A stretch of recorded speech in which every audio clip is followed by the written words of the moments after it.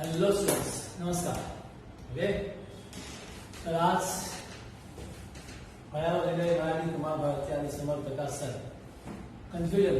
So या वर्षाने तुम्हाला त्याच्या पुढे मराठी आणि इतिहास हा विषय मी तुम्हाला शिकवणार आहे. मॅडमचा थोडासा प्रॉब्लेम झालेला आहे, त्याच्यामुळे मॅडम फक्त भूगोल हा विषय कंप्लीट करतील. मराठी आणि इतिहास जो आहे तो मी तुम्हाला आजपासून शिकवणार आहे. ओके, तर बघूया. तुमचं मराठीचे 3 धडे झालेले आहेत, 3 पेपर झालेले आहेत. आज आपण बघूया पेपर नंबर 4. ओके, उत्तम लक्षण.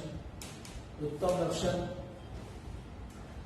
हे एक समर्थ रामदास यांनी रचलेले एक काव्य आहे. समर्थ रामदास नाव तर ऐकलं असेलच. समर्थ रामदासांचं खास करून तुम्ही मनाचे श्लोक ऐकले असतील ना. मनाचे श्लोक त्यांचे खूप प्रसिद्ध आहेत. त्याच वेळेला दासबोध हा एक काय म्हणून एक संपूर्ण कृती त्यांची प्रसिद्ध आहे. दासबोध हा ग्रंथ प्रसिद्ध आहे. आणि मनाचे श्लोक तुम्ही लहानपणी वाचले असतीलच, नसतील वाचले, वाचा, खूप छान असतात. ओके, आणि दासबोध हा ग्रंथ वाचा. त्यामधून तुम्हाला जीवनामधली बरीचशी माहिती किंवा जीवनामध्ये पडलेले बरेचसे प्रश्न आपल्याला दासबोध हा ग्रंथ सॉल्व्ह करतो. ओके, तर बघूया उत्तम लक्षण. उत्तम लक्षण, उत्तम म्हणजे काय?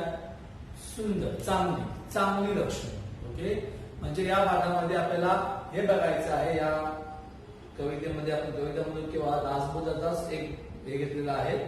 दासबोध मधलाच एक काय म्हणून आपण की एक भाग उचललेला आहे. आणि ही या रचना ज्या आहेत त्या रचनातून तुम्हाला मनुष्याची उत्तम लक्षणं कोणती, म्हणजे चांगला माणूस कसा ओळखावा किंवा चांगला माणूस कसा घडवावा. ओके, तुम्हाला जर चांगला मनुष्य जगायचं असेल किंवा तुम्हाला या जगामध्ये तुमचं एक चांगलं अस्तित्व निर्माण करायचं असेल तर तुम्हाला काय करावं आणि काय करू नये. फक्त असंच नाही सांगितलं की काय करू नये, हे पण सांगितलंय काय करावं. किंवा फक्त हेच नाही सांगितलंय काय काय केलं पाहिजे, हे पण सांगितलंय काय करू नये. ओके, जेणेकरून तुमच्यातली लक्षणं कशी असतील? उत्तम असतील. उत्तम लक्षण संत रामदास, त्यांचं नाव आहे नारायण सूर्याजी ठोसर. ओके, जन्म झाला होता 1608, मृत्यू 1682. त्यांनी एवढ्या आपल्या 74 वयामध्ये 74 व्यक्ती गेली. 74 वर्षामध्ये बरंच काय करून गेले, खूप काय लिहून गेले. आणि याचा उपयोग आजही म्हणजे 21व्या शतकात सुद्धा आपण त्याचा उपयोग करत आहोत. संत कवी होते. संत रामदासांच्या काव्याची ठळक वैशिष्ट्य म्हणजे त्यातील सामाजिक जाणीव. समाजामध्ये जे घडतंय त्या काही संत रामदासच नाही, त्यांच्याच काळातले संत तुकाराम, ओके, त्याचे संत एकनाथ होऊन गेले, असे बरेचसे संत येऊन गेले. हे सर्व संत आपल्या समाजामध्ये ज्या काही चालीरीती किंवा ज्या चुकीच्या परंपरा होत्या त्याच्यावरती त्यांनी काव्य रचली होती. त्यांनी लोकांना समजण्याचा प्रयत्न केला होता. लोकांना फक्त एवढंच सांगितलं होतं की या चुकीच्या मार्गाकडे जाऊ नका, तुम्ही तुमची आणि इतरांची मदत करा, त्याच्यातून समाज घडेल, चांगलं काहीतरी करा. ओके, तर यांनी पण समाजामध्ये जागरूकता निर्माण करण्याचं काम या संतांनी केलं होतं. तुम्ही इतिहासामध्ये या संतांमध्ये माहिती घेतली असेलच. ओके, समाजाच्या नैतिक आणि आध्यात्मिक उन्नतीविषयी अखंड जागरूकता आणि अतिउत्तम संत रामदास यांच्या काळामध्ये आढळते. समाजाच्या नैतिक म्हणजे काय? नैतिक मूल्य असतात. नैतिक मूल्य म्हणजे काय? चांगले मूल्य, चांगले आपल्यामध्ये असणारे जे काही चांगली गुणधर्म आहेत ती गुणधर्म. म्हणजे आपण कसे वागतो, आपण या समाजाबद्दल काय विचार करतो. आता समजा आपला असा विचार असेल की या समाजातल्या कोणत्याही माणसाला आपण फसवायचं नाही, कोणाशीही आपण चुकीचं वागायचं नाही, म्हणजे तुम्ही काय नैतिकता जपताय. ओके, तुमच्यामध्ये नैतिकता जपण्याची क्षमता आहे. तुम्ही चांगले एक उत्तम लक्षण असणारी माणसं आहात. ओके, आणि आध्यात्मिक उन्नती म्हणजे काय? अध्यात्माची तुम्हाला काय उन्नती म्हणजे प्रगती. अध्यात्म म्हणजे नेमकं काय? फक्त सकाळी उठून मंदिरामध्ये घंटा वाजवली आणि देऊन पाया पडल्या म्हणजे झालं का अध्यात्म? मूर्ती समोर पाया पडून झालं का अध्यात्म? असं नसतं. अध्यात्माचं नॉलेजच वेगळं असतं. आता आपण काय करतो, रस्त्यावर जाता मंदिर दिसलं रे, पाया पडल्या. ओके, असं नसतं ते केलं म्हणजे, किंवा तुम्ही 20 रुपयाच्या ऐवजी 200 रुपयाची फुलं तुम्ही त्या मंदिरात चढवली तर याचा अर्थ तुम्ही अध्यात्म झालात का? नाही. अध्यात्माबद्दल तुम्हाला माहिती पाहिजे असेल यांचा संत रामदासांचाच दासबोध हा ग्रंथ वाचा, तुम्हाला नक्कीच खूप मदत मिळेल. ओके. आध्यात्मिक विचारांचे प्रतिपादन करणारे टीका ग्रंथ. म्हणजे काही वेळेला कसं असतं की सुरुवातीपासूनच खूप चुकीची माहिती आपल्या लोकांपर्यंत पोहोचवली गेलेली आहे. कारण त्या काळामध्ये कसं होतं, तुम्ही इतिहासामध्ये शिकला असालच ना, की काही लिहून ठेवत नव्हते, त्यावेळेला नव्हतं तेवढं. मौखिक साहित्य भरपूर होतं, म्हणजे एका मुखातून दुसऱ्या मुखाकडे ट्रान्सफर होणार. मग अशा वेळेला जेव्हा आपण एका मुखातून दुसऱ्या मुखामध्ये टाकतो किंवा दुसऱ्या म्हणजे मेंदूमध्ये घडवतो, त्यावेळेला बरेचसे विचार बदलतात, जसेच्या तसे जात नाही. अनेक तुम्ही व्हिडिओचे बघितले असतील की लाईन मध्ये 100 माणसं उभी आहेत. पहिल्या माणसाने दुसऱ्या माणसाला काही सांगितलं, दुसऱ्याने तिसऱ्या सांगितलं, तिसऱ्याने चौथ्या सांगितलं. असं करत करत जेव्हा जातो तो मेसेज जो असतो, तो मेसेज जातो, तेव्हा पहिला सांगितलेला मेसेज त्यातला एकही शब्द 100 माणसांना पोहोचत नाही. सुरुवातीला जो मेसेज सांगतात तो मेसेज वेगळा असतो आणि शेवटी त्याच्यावर जो पोचतो तो मेसेज पूर्णपणे वेगळा असतो. म्हणजे आज आपल्याला आपल्या पूर्वजांकडून जे मेसेजेस आलेले आहेत किंवा जे काही आपण नॉलेज घेतलेलं आहे ते 100 नाही पण कमीत कमी 90% ते चुकीचंच आहे. ऍक्युरेट गोष्ट जी सांगायची होती पूर्वजांना ती सांगत सांगत सांगत सांगत पहिली पिढी, दुसरी पिढी, तिसरी पिढी, चौथी पिढी, आपली किती पिढी असेल माहित नाही, एवढ्या पिढ्यांपर्यंत जेव्हा ही माहिती आली तेव्हा ती माहिती काय ती चुकीच्या पद्धतीने सांगितली गेली. ओके. हाच एक प्रॉब्लेम आहे. जास्त उदाहरण घेत नाही. एक एक्झाम्पल घ्या, गणेशोत्सव. गणपती हा उत्सव का साजरा केला होता लोकमान्य टिळकांनी? की आपल्या देशामध्ये इंग्रज होते, त्यावेळेला आपल्या देशातील लोकच कशी होती, विखुरलेली होती, कोणाचं कोणाला पडलेलं नव्हतं. या लोकांनी एकत्र यावं आणि त्यांनी सरासर विचार करावा या गोष्टींचा, या इंग्रजांपासून स्वतंत्र मिळण्याच्या गोष्टीचा विचार करावा, स्वदेशी वापरावं. ही सर्व गोष्टी एकत्र येऊनच घडणार ना, आपले विचार एकत्र आल्याच करणार. म्हणजे एकत्र यावं हाच उद्देश होता. गणपती साजरा करण्याचा हा एकच उद्देश होता, सार्वजनिक गणेशोत्सव. आता काय झालंय, एकच रस्त्यावरती 4 गणपती असतात. मग उद्देश कुठे गेला तो जो होता तो? हाय का तो उद्देश? नाही. म्हणजे सुरुवातीला जे सांगितलं होतं त्याला आता आपण फॉलो करतो का? नाही. ध्यान काय आहे तिथं? 9 थर, 7 थर, 8 थर, 2 लाखाची, 5 लाखाची ध्यान का करतो आपण? हे त्यांनी सांगितलं होतं का? श्रीकृष्णाने सांगितलं होतं का की अशा तुम्ही थराचा आणि हंडी फोडा? नाही. तुम्ही एपिसोड बघितले असते श्रीकृष्णाचे, त्या हंडी फोडणार फक्त खाली एक थर, वरती कृष्णावर हंडी फोडतो, हाय की नाही? मग तो करतो का 7 थर? नाही. सांगण्याचा उद्देश वेगळा होता आणि लोकांनी घेतलं वेगळं. आज आपल्याला जे माहिती आहे ते आणखी काही पिढ्यांपर्यंत पोहोचताना हे वेगळं झालेलं असेल. ओके. मग सांगण्याचा उद्देश एवढाच आहे की आपण जे विचार आहेत, विचाराची देवाणघेवाण होते, त्यावेळेला आपल्या जे सांगायचे असतात तेच विचार लोकांपर्यंत पोहोचत नाही. ओके. वेगळ्या पद्धतीने पोहोचतात. ते पोहोचत पोहोचत पोहोचत ते विचार बदलतात आणि नवीन विचार तयार होतात. ओके. तर आध्यात्मिक विचारांचे प्रतिपादन करणारे टीका ग्रंथ स्फुट प्रकरणे. स्फुट प्रकरणे म्हणजे काय? ही छोटे छोटे लेख असतात, किरकोळ लेख. ओके. म्हणजे ज्याच्यामध्ये आपण आपलं मत असं स्पष्ट असतं, आपल्याला सांगायचं असतं, हे आपल्याला माहिती असतं, पण ते पूर्ण मोठा पॅराग्राफ नसतो, एक छोटासा लेख म्हणतात. त्या छोट्या लेखाला काय म्हणतात? स्फुट प्रकरणे. स्फुट प्रकरणे म्हणजे काय? ज्याच्यावरती आपलं ठाम मत असतं आणि कमी काय त्या फुटकळ किंवा कमी महत्वाचे, ओके, कमी महत्वाचे जे लेख असतात त्याला म्हणतो आपण स्फुट प्रकरणे. आख्यान काव्य. आख्यान म्हणजे काय? जी देव देवता यांची जी काही गोष्टीरूप चरित्र होती ती सांगणे म्हणजे काय? सांगणे, आख्याने सांगणे. ओके. आख्यान काव्य लिहिलेली आहे. करुणाष्टके, भक्तिगीते, त्याच्या मंगलाष्टके असतात, जशी करुणाष्टके. करुणाष्टकामध्ये काय असतात? भक्तिगीत असतात. ओके. उपदेशपर रचना, उपदेश देणारी रचना. अभंग, पदे, भुबाया, आरत्या, स्तोत्रे, असे विविध प्रकारचे वाङ्मय यांनी निर्माण केले. आरत्या पण यांनी भरपूर निर्माण केल्या संत रामदासांनी. ओके, संत रामदासांनी बरंच काय केलंय त्या 74 वर्षामध्ये आणि त्याचा आजही आपण ते वाचतो. दासबोध तुम्ही वाचत नसाल, माझे श्लोक तुम्ही वाचत नसाल, पण मला आठवतं की तुमच्या जेव्हा होतो तेव्हा मी ज्या क्लासमध्ये जायचो तेव्हा क्लासमध्ये आल्या आल्या 10 मनाचे श्लोक रोज वाचले यायचे. 10 मनाचे श्लोक वाचायचे आणि मग क्लासेस सुरुवात करायचे. हे आमच्या दहिसरच्या सावंत क्लासमध्ये व्हायचं. रोज 10 मनाचे श्लोक. ते पुस्तक एक परचेस करायला सांगायचं मला. 8 किंवा 9 पुस्तक मिळायचं आणि ते पुस्तक परचेस करायचं ते रोज वाचायचं मनाचे श्लोक. आणि मग त्याची एवढी सवय झाली की मला त्याचे कॅसेस यायचे. म्हणजे जेव्हा मी ते घेतला त्यावेळी मी कॅसेट घेतल्या होत्या. ते कॅसेट सकाळी ऐकायचे. आता वेळ मिळत नाही म्हणून मुश्किल आताही आपण घरामध्ये असे मनाचे श्लोक लावले तर हे लहान मुलांसाठी किंवा तुमच्यासाठी हे चांगलं असतं. मनावरती आपल्या चांगला परिणाम होतो. छान आहेत मनाचे श्लोक आणि प्लस दासबोध वाचतात तर अतिउत्तम. सुट्टी आहे, सुट्टीमध्ये मिळाला तुमच्या वाचनालयामध्ये किंवा तुमच्या पीडीएफ मध्ये मिळेल, तुम्हाला मोबाईल मध्ये मिळेल. दासबोध वाचून काढा, खूप छान आहे. ओके, दासबोध ही त्यांची संपूर्ण स्वतंत्र कृती असून त्यातून त्यांचा व्यासंग, चिंतन, समाजाचे व जनरीतीचे त्यांनी केलेले सूक्ष्म अवलोकन प्रत्ययाला येते. ओके, मनाचे श्लोक हे त्यांचे अत्यंत लोकप्रिय आणि सर्वतोमुखी असणारे काव्य आहे. सर्वतोमुखी म्हणजे काय, सर्वांच्या मुखामध्ये असणारे मनाचे श्लोक बहुतेक जण वाचतात. संत रामदास यांनी रचनेत आदर्श व्यक्तींची लक्षणे सांगितली आहेत. म्हणजे ही जी रचना आहे उत्तम लक्षण.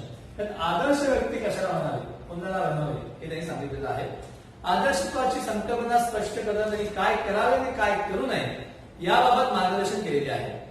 काय करावे, त्यांचा संदेश काय आहे, नेहमी सत्याचा मार्ग स्वीकारावा. सत्य म्हणजे तो पिक्चर नाही, सत्य म्हणजे काय, खरेपणाचाच मार्ग आपण काय करावा, स्वीकारावा. सत्याचा मार्ग स्वीकारावा.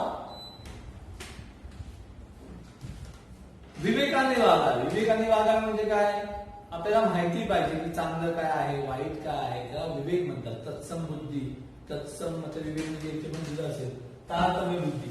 तारतम्य बुद्धी म्हणजे आपल्याला माहिती असलं पाहिजे की आपण काय करतोय, चुकीचं करतोय की चांगलं करतोय हे आपल्याला ओळखता आलं पाहिजे. ओके, कीर्ती वाढवावी म्हणजे काय, कीर्ती नाव, आपलं नाव वाढवावं. जसं संत रामदासांनी केलं, त्यांची कीर्ती खूप आहे. आपल्या पूर्ण भारतामध्ये त्यांची कीर्ती पसरलेली आहे. ओके, कीर्ती वाढवावी असा संदेश या रचनेतून संत रामदास देतात. बघूया त्यांची रचना आता एक बाय बघूया. पहिलं स्टार्ट करूया. श्रोती व्हावे सावधान, आता सांगतो उत्तम गुण, जेणे करिता बाणे गुण सर्वज्ञपणाची. श्रोती व्हावे सावधान. श्रोती म्हणजे श्रोते, ऐकणारे. तुम्ही आता ऐकताय ना, तुम्ही ऐकणारे, तुम्ही काय व्हा आता, सावधान व्हा. सावधान म्हणजे असं सावधान नाही, ते पिटी मध्ये ते सावधान वेगळं. सावधान म्हणजे काय, आता तुम्ही जरा कान देऊन ऐका. म्हणजे काय, व्यवस्थित ऐका, नीट ऐका. श्रोते व्हावे सावधान, आता जरा काळजीने ऐका, चांगल्या पद्धतीने ऐका. ओके, आता सांगतो उत्तम गुण. मी तुम्हाला काय सांगणार आहे, आता उत्तम गुण सांगणार आहे. म्हणजे लोकांची उत्तम गुण, म्हणजे असे मनुष्य ज्यांचे गुण चांगले आहेत, ते चांगल्या गुणांबद्दल आम्ही माहिती देणार आहे. जेणे करिता बाणे गुण, बाणे म्हणजे अंगीकारणे, स्वीकारणे. बाणे म्हणजे काय, अंगीकारणे किंवा स्वीकारणे. म्हणजे काय, जे हे गुण स्वीकारतील, जो व्यक्ती ही उत्तम गुण स्वीकारतील, आत्मसात करतील, त्याला काय होईल, सर्वज्ञपणाचे. म्हणजे काय, सर्वज्ञ म्हणजे काय, त्याला सर्व विषयांचे काय होईल, ज्ञान होईल. म्हणजे ज्याच्या अंगात उत्तम गुण असतील, काय करावे आणि काय करू नये हे ज्यांना माहिती असेल, तो व्यक्ती सर्व विषयांचं ज्ञान त्याला प्राप्त होणार, नक्की होणार. त्याला सर्व विषयांचं ज्ञान प्राप्त होणार, जो कसा असेल, उत्तम गुणांचा असेल. म्हणजे उत्तम गुणामध्ये सांगत आहे, लक्ष द्या. तर आपल्याला सुरुवात केली की वाट पुसल्या विना जाऊ नये, फळ ओळखल्या विना खाऊ नये, पडलेली वस्तू घेऊ नये एकाएकी. वाट पुसल्या विना जाऊ नये. पुसणे म्हणजे साफ करणे, पुसतो तसं नाही. पुसणे म्हणजे विचार. ओके, समजा तुम्हाला कुठे जायचं असेल, कुठेही जायचं असेल, तर तिथे जाताना कोणता रस्ता जातो, त्याची वाट कशी जाते, ती वाट विचारल्याशिवाय जाऊ नये. म्हणजे त्या वाटेची तुम्हाला काय पाहिजे माहिती पाहिजे. तुम्हाला ती वाट कुठे जाते किंवा तिकडचा रस्ता कसा आहे, तिथे आपण कसं पोहोचणार याचं नॉलेज तुम्हाला पाहिजे. म्हणजे वाट पुसल्याविना जाऊ नये. कुठेही जायचं असेल तर त्याचा मार्ग जो आहे तो मार्गाचा अभ्यास करूनच जावे असं त्यांचं म्हणणं आहे. पुसणे म्हणजे चौकशी म्हणजे विचारणे. पुसणे म्हणजे काय विचारणे. कुठेही जायचं असेल तर त्याचा आधी काय विचारा, मार्ग विचारा. ओके, मार्ग तुम्हाला माहिती असणं आवश्यक आहे. कुठेही जायचं म्हणजे रस्त्याचा विचार करायचा. कुठेही चर्चेला जायचं कसं जायचं, इथून रिक्षा पकडा स्टेशनला जा, चर्चेची ट्रेन पकडा, सिंपल. ओके, किंवा तुम्हाला काही गोष्टी करायच्या असतील कुठचेही, म्हणजे कॉमर्स घ्यायचंय, सायन्स घ्यायचंय, तो पण तुमचा एक मार्ग आहे. निवडायचा असेल त्याच्या प्रत्येक गोष्टीची माहिती घ्या आणि मग तुमचा मार्ग निवडा. फळ ओळखिल्याविना खाऊ नये. ओळखिल्याविना खाऊ नये. फळ खायचं असेल तर फळाचं आधी नॉलेज पाहिजे. ते फळ तुम्ही जे खाताय त्याची माहिती पाहिजे. नाहीतर फळ विषारी सुद्धा असू शकतं की नाही. जंगलात चाललाय, जंगलामध्ये एखादं फळ दिसतं, तुम्हाला त्या फळाबद्दल माहिती पाहिजे की ते फळ कसं आहे, खाण्यासारखं आहे का, ते खाल्ल्यावर आपल्या शरीरावरचा परिणाम होईल का, हे सगळं माहिती पाहिजे. कोणतंही फळ खायचं असेल तर त्याची माहिती आधी घ्यायची असते. म्हणजे कुठचंही काम करायचं असेल मला आधीची माहिती घेणं आवश्यक आहे. पडलेली वस्तू घेऊ नये. कुठे रस्त्यावर पडलेली वस्तू असेल उचलू नये. कुठचीही वस्तू असेल, मग 10,000चं बंडल जरी असलं तरी उचलायचं नाही. ओके, हा, एखादा माणूस पडला विचार त्याला मदत करायचा. ओके, ते नाही, पडलेली वस्तू घेऊ नये म्हणजे त्याला घ्यायचं नाही, त्याला मदत करा, त्याला उचला. पण एखादा माणूस पडला असेल किंवा काही अपघात झाला असेल त्याची मदत करा. वस्तू म्हणतो, वस्तू पडलेली उचलू नये. पडलेली वस्तू उचलायची माझी आहे असं म्हणू नये. ओके, एकाएकी म्हणजे असं एकाएकी मी पडलेली वस्तू उचलू नका असं संत रामदास सांगतात. माझ्या तुम्हाला 3 गोष्टी सांगितल्या. कोणत्या? वाट विचारल्याशिवाय प्रवास करू नये. ओके, आणि जर वाट विचारावी. ओके, फळ माहिती असेल तरच खावे. ते ओळखल्याविना खाऊ नये. ओके, पडलेली कोणती वस्तू उचलू नये. ओके, या 3 गोष्टी राहिल्या आहेत. पुढे, जनी आर्जव तोडू नये, पाप द्रव्य जोडू नये, पुण्य मार्ग सोडू नये कदा काळी. जनी म्हणजे जन म्हणजे काय, लोक. ओके, आर्जव म्हणजे काय, विनंती. लोकांनी जर तुम्हाला विनंती केली, जनी आर्जव तोडू नये, लोकांनी जर तुम्हाला रिक्वेस्ट केली, विनंती केली तर ती कधीही तोडू नये. म्हणजे काय, ती मानायची. त्यांनी रिक्वेस्ट केली असेल तर ती रिक्वेस्ट तुम्ही ऍक्सेप्ट करायची. फेसबुकची रिक्वेस्ट नाही. ओके, रिक्वेस्ट म्हणजे काय, एखाद्या दिवसाला काय काम सांगितलं, विनंती केली, बाबा हे प्लीज जरा माझं काम कर, प्लीज बोलला, विनंती केली, काम ऐकावं. ओके, त्याला नाही म्हणून बोलू नये. ओके, पाप द्रव्य जोडू नये. पाप करून मिळालेला द्रव्य म्हणजे काय, धन, पैसा. पापाने जोडलेला पैसा जो असतो तो आपल्याला कधीच फळत नाही. ओके, तो पापाने कमवलेला पैसा जो आहे तो कुठे ना कुठे, कधी ना कधीतरी तो आपला वायाच जातो. म्हणजे डॉक्टरला जातील किंवा पैसे चोरीला जातील, काहीतरी ऍक्सिडेंट होईल, काही ना काहीतरी होणारच. पण पापाने कमवलेला पैसा, पापाने म्हणजे काय, कोणतेही असं काम केल्यामुळे कमवलेला पैसा, ज्या कामामुळे समोरच्याला त्रास होतो. ओके, समोरच्याला त्रास होतो असा पैसा. तुम्ही कष्ट करा, मेहनत करा, पैसे कमवा. तुम्ही इथे कष्ट करतोय, मी शिकवतोय, तुमच्या मी फी घेतोय, तर हा पैसा मला फळणारच आहे. हा, पण मी त्याचे समजा मी फी माझी 10,000 आहे, मी तुम्हाला सांगितले 20,000 द्या, 15,000, 25,000 द्या, 30,000 द्या, फुकटचा पैसा, असा पैसा पचत नाही. ओके, जी मेहनत आहे त्या मेहनतीचे पैसे घ्यायचे असतात. उगाच जास्त पैसे पण घेऊ नये. ओके, पाप द्रव्य जोडू नये, पुण्य मार्ग सोडू नये. पुण्याचा मार्ग कधीही सोडू नका. चांगला राजमार्ग आहे, सत्याचा मार्ग किंवा पुण्याचा मार्ग कधीही सोडू नका. कदा काळी म्हणजे काय, कोणत्याही काळात. कदा काळी म्हणजे कठीण प्रसंग जरी आला, तुमच्यावर कठीण प्रसंग जरी आला तरी त्या कठीण प्रसंगामध्ये तुम्ही पुण्याचा मार्ग, सत्याचा मार्ग कधी सोडायचा नाही. म्हणजे रस्त्यावर 10,000 पडलेले आहेत, मग 10,000 उचलायचे ते माझे म्हणायचे का, तर नाही. कारण ते उचलले तुम्ही बोलला हे माझेच पैसे आहेत ठेवले खिशात घेऊन गेलात आणि खर्च केलात तर आज तुम्ही 10,000 तुम्ही तुमच्या स्वतःसाठी वापराल पण उद्या तुम्हाला 10चे 20 रिटर्न द्यावे लागतील. ते कसे जातील हे आपल्याला माहिती पण पडणार नाही. म्हणून कोणाला कधी फसवू नका. कुठच्याही बाबतीमध्ये पैशाच्या बाबतीमध्ये म्हणा कामाच्या बाबतीमध्ये म्हणा कुठचंही काम फसवून करू नये. त्याचा आपल्याला खूप लॉस होतो तोटा होतो. ओके. तोंडासी भांडू नये वाचाळासी तंडू नये संत संग खंडू नये अंतर्यामी. तोंडाल म्हणजे जे भांडखोर असतात नेहमी भांडणारे अशा माणसांबरोबर कधी नादी लागू नये. त्यांच्यावर भांडायचं नाही. वाचाळांशी तंडू नये. वाचा बडबड वायफळ बडबड करणारा नुसती वटवट करणारा नुसता बोलणारा ओके फुकटची वाटा बाकी काय नसतं त्यांच्याशी कधीही काय म्हणून करू नये. तंडू नये म्हणजे त्यांच्याशी बोलू नये. त्यांच्याशी बोलू नये यांच्याशी भांडू नये. का? कारण हे दोन्ही प्रकारचे जे व्यक्ती असतात हे व्यक्ती कधी तुमचं ऐकणार नाही. तुम्ही काही चांगलं जरी सांगायला गेलात तरी ते तुमचं ऐकून घेणार नाही. यांना समजवायला गेला तर तुमच्याशी अजून भांडणार. म्हणून भांडखोर व्यक्ती बरोबर भांडू नये आणि या व्यक्तींबरोबर बोलू नये. ओके. शोधल्या विनत करू संत संग खंडू नये अंतर्यामी. मग आपण काय करायचं? मग ह्या लोकांबरोबर नाही जायचं. मग जायचं संतांबरोबर जायचं. संत संग कधीही सोडू नका. संत म्हणजे काय? ते संतच नाही संतच पाहिजे असं नाही. चांगली माणसं आपल्या आयुष्यामध्ये येणारी माणसं चांगली पण असतात वाईट पण असतात. हे आपण ओळखू शकतो आपल्याला येणाऱ्या अनुभवातून. मग अशा लोकांबरोबर तुम्हाला राहायचंय जी माणसं चांगली आहेत. जी माणसं वाईट आहेत त्यांच्या बरोबर राहू नका. संत संग सोडू नका. ओके. अंतर्यामी म्हणजे काय?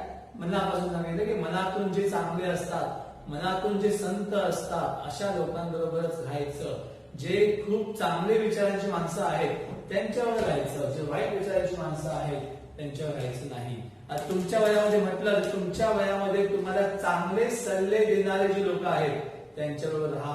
वाईट सल्ले देणारे लोक आहेत त्यांच्याबरोबर राहू नका. हे कळणार कसं? एक्सपिरियन्स अनुभव घ्या. अनुभवातून तुम्हाला कळणार. मग अशा लोकांपासून लांब राहायचं. ओके. जे तुम्हाला वाईट मार्ग दाखवत आहेत. संत संग कधी सोडू नका. भांडखोर व्यक्तीबरोबर राहू नका. ओके. फालतूची बडबड करणाऱ्या व्यक्तींबरोबर राहू नका. ओके. आळसे सुख मानू नये चहाडी मनास आणू नये शोधल्या विन करू नये कार्य काही. आळसे सुख मानू नये. आळस सर्वात अत्यंत महत्वाचा आपल्या आयुष्यामधला आळस लेझीनेस. बरं वाटतं ना? सकाळी 10 वाजून झोप 11 वाजता उठणं जेवायचं परत झोपायचं टीव्ही बघणं. आळस काहीही न करणे हे सर्वात चांगलं आवडतं असं एक आपला कार्यक्रमच बनलाय. सध्याच्या काळात अति उत्तमच बनलाय. काहीही करायचं नाही. उठायचं आरामात बसायचं. आमची पण हालत तशीच झाली होती मार्च महिन्यामध्ये. काय काम नाही काय नाही. 22 मार्च लॉकडाऊन पूर्ण अख्खा एप्रिल महिना असाच गेला. उठा कधी पण कसं तरी व्हायला लागलं की काय असं कसं झालं.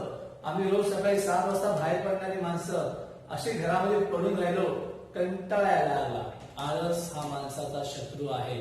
आळस जर गेला तर तुमचं कधीही कुठेही चांगलं काम होणार नाही. किंवा असं होईल की जे काम होत आहे ते पण तुमचं राहून जाईल. आळशी म्हणू नका. तुम्ही आता घरी आहात शाळा नाही क्लास नाही तरी सुद्धा सकाळी लवकर उठण्याची सवय ठेवा. 6 वाजता उठाच. जे तुम्ही उठता 6 वाजता शाळा असेल तेव्हा उठायचं 6 वाजता. फ्रेश व्हायचं. अंघोळ करून फ्रेश व्हायचं. आपले लेक्चर असले लेक्चरला बसायचं किंवा अभ्यास करत बसायचं. दुपारी थोडीशी स्नॅप घ्या थोडीशी लुटी घ्या चालेल पण वेळोवेळी जी तुमची रेग्युलर लाईफ आहे त्याला सोडू नका. आळस करू नका. आळसाने माणूस का होतो अजूनच आळशी बनतो आणि आपण जे काम करायला जाणार आहोत ते काम होत नाही. आळशी माणसं खूपच म्हणजे या जगामध्ये खूप मागे असतात. आळशी माणसं. ओके. चहाडी मनास आणू नये. कोणाची चुगली करू नका. चहाडी म्हणजे काय? चुगली म्हणजे काय? याचं त्याला सांग त्याचं त्याला सांग. सवय असते ना आपल्याला वाईट सवय असते. उगाच आपला काही म्हणजे याची काही मिळत नाही. काहीच मिळत नाही आपल्याला. आता ए व्यक्ती आहे तो बी व्यक्तीबद्दल तुम्हाला काहीतरी बोलला मग तुम्ही बी व्यक्तीला जाऊन सांगितलं, तो व्यक्ती जो आहे तुमच्याबद्दल असं असं बोललं, तुम्हाला काय भेटलं? तो जाऊन त्याला भांडणार, मारणार, त्यांच्यामध्ये मारामारी होणार. तुम्हाला काय भेटणार आहे? काहीच नाही, काहीच मिळत नाही याच्यामध्ये. उलट मग तो बी व्यक्ती जो आहे किंवा ए व्यक्ती जो आहे तो विचार करणार की याला सांगायचं नाही, हा माणूस चुगली करतो, हा माणूस आग लावतो, या माणसापासून लांब राहा. मग तुमचे मित्र हळूहळू कमी होत जाणार, तुमच्या मैत्रिणी हळूहळू कमी होत जाणार, तुमचा ग्रुप तुटत जाणार जर तुम्ही अशा प्रकारची व्यक्ती असाल तर. ओके, मग चहाडी मनासा आणू नये, म्हणजे चुगली करू नये, शोधल्या विना करू नये कार्य काही. कोणतेही कार्य करायचं असेल, शोधल्या विना म्हणजे काय, इथे अर्थ घ्यायचा विचार करणे. शोधल्या विना म्हणजे काय, विचार करणे, म्हणजे इथे अर्थ घ्यायचा विचार करणे.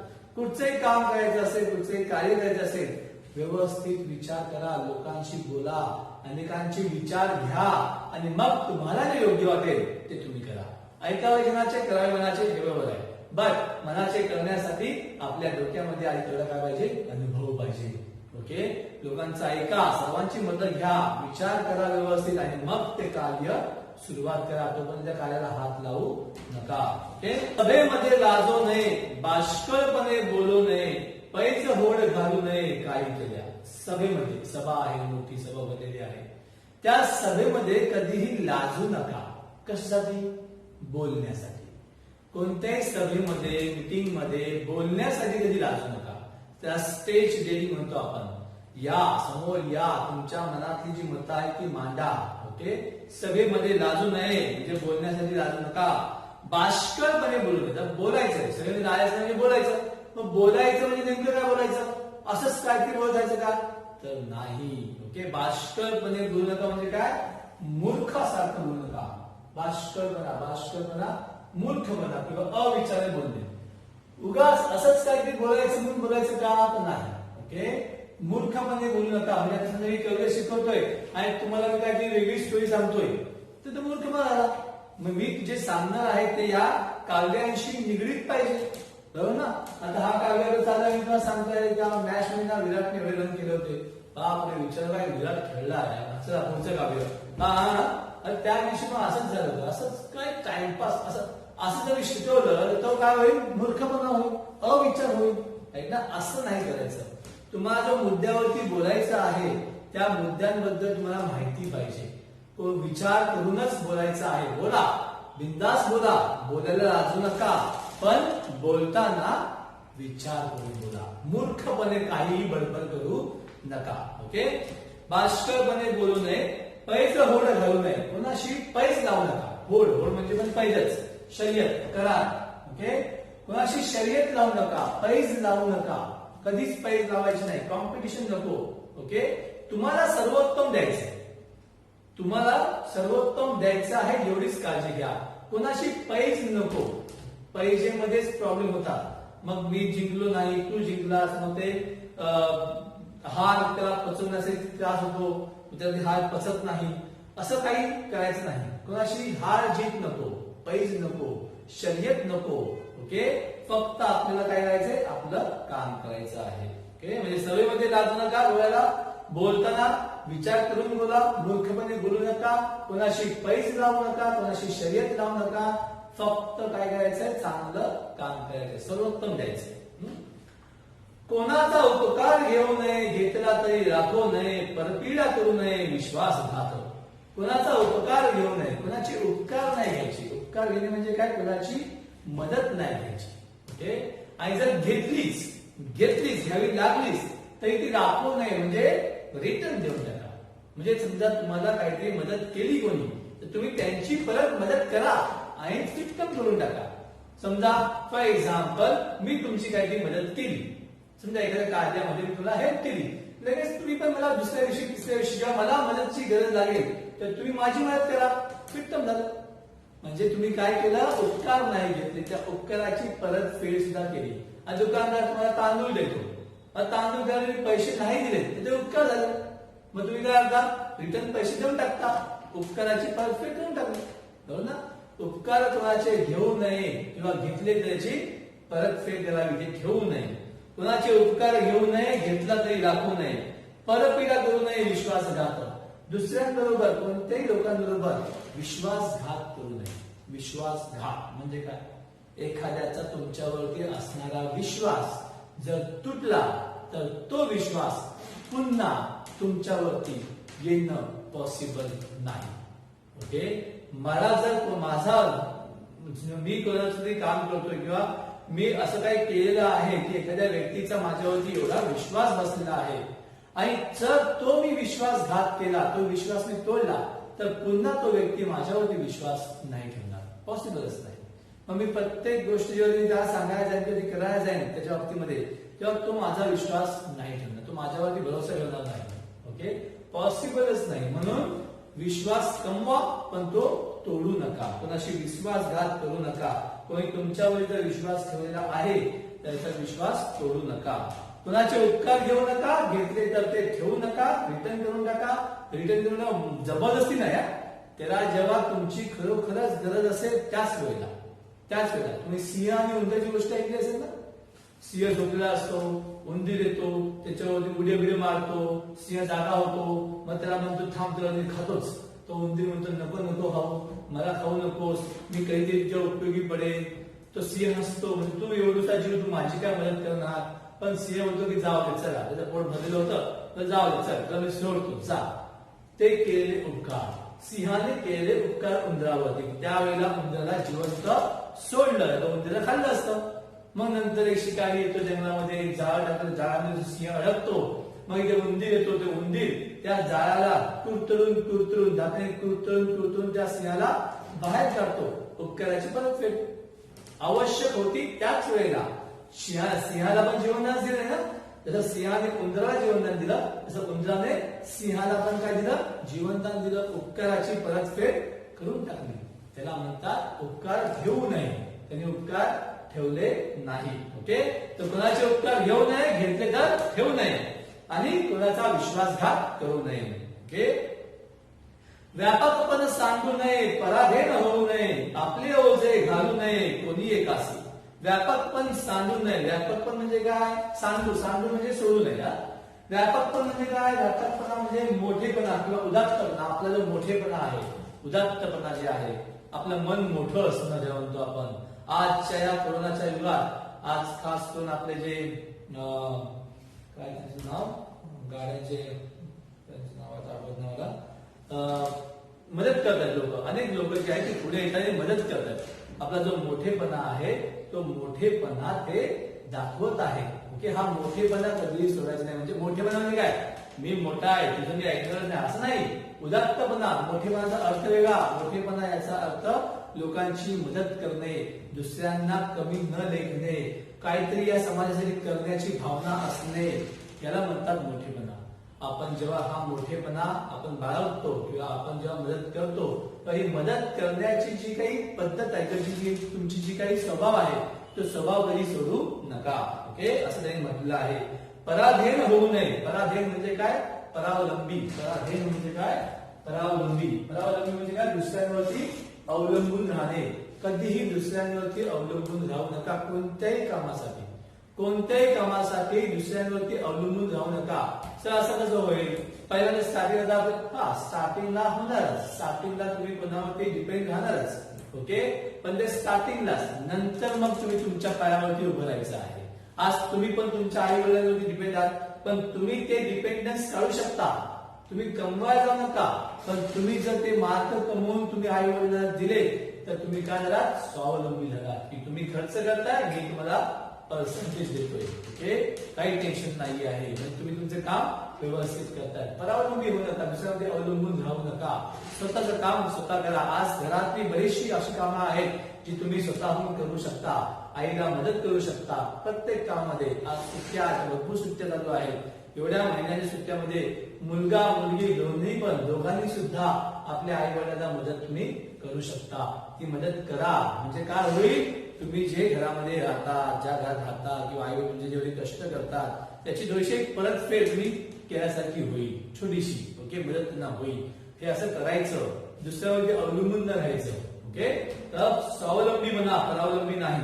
ओके, तर व्यापकपण सांगू नये म्हणजे मोठेपणा सोडू नये. पराधीन होऊ नये, परावलंबी होऊ नये. मोठेपणा म्हणजे परत सांगतो, मोठेपणा म्हणजे काय? मी मोठा, तू लहान, माझ्याकडे एवढं आहे असं नाही. मोठेपणा म्हणजे काय? लोकांची मदत करणे, उदात्तपणा, मनाचा मोठेपणा तो कधी सोडू नका. ओके. आपले ओझे घालू नये कोणी एक असे. आपण आपलं जे ओझं आहे, आपलं जे वजन म्हणजे काय, आपलं वजन असं नाही, आपलं वजन म्हणजे काय, आपली सर्व कामं दुसऱ्यांच्या खांद्यावर टाकू नये. ओके. किंवा आपलं सर्व काही खायचं काय असेल तर ते दुसऱ्यांवरती डिपेंड राहू नये. स्वतः कष्ट करावे, स्वतः काम करावे, स्वतः मेहनत घ्यावी. ओके. आपलं ओझं दुसऱ्यांवरती टाकू नये. सध्या तुम्ही लहान आहात, 18 वर्षाखालील मुलांचे जे पूर्ण जे काही संगोपन आहे ते IOS करतात. तुम्ही आता असं समजा तुमचं ओझं आई वडिलांवरती नाही, तुम्ही ओझे नाही आहात. आई वडील तुमच्या तिथे कष्ट करणारच, ते एक निसर्गाचा नियम आहे. ज्या वेळेला तुमची 18 वर्ष पूर्ण होतील, भारताचा नागरिक होणार, मग मात्र तुम्ही काय व्हा, स्वावलंबी व्हा, स्वतः कमवा, स्वतः शिका, आई वडिलांना मदत करा. ओके. हे तुम्ही काम करू शकता. म्हणजे सांगितलंय काय ते, आपले ओझे दुसऱ्यांच्या खांद्यावरती घालू नये, आपलं काम दुसऱ्यांवरती सोपवू नये. हे आपण नॉर्मली करतो आपल्या घरामध्ये. आईवरती आपण मोस्टली डिपेंड असतो.